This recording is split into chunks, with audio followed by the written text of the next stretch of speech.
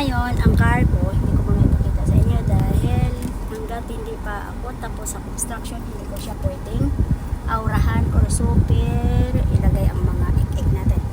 So, kakain tayo ngayon ng almusal, tanghalian, merienda. Charang. Ito ang pork na nolas ang laman. Then ito ang aking coffee. Then natapon ang sabaw. Kasi ayaw pala kumain ni Yuki, dinamihan pa.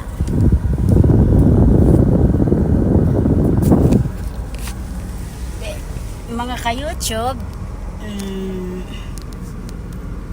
ang anak ko minsan nagtatanong bakit daw ako madaldal. Kaya ngayon, tanong siya. At hindi daw niya magawa. Sabi ko, tanggalin mo yung makapal mong blush on. Natawa siya, ano daw, hindi naman daw siya nagblasan. Sabi ko, wag ka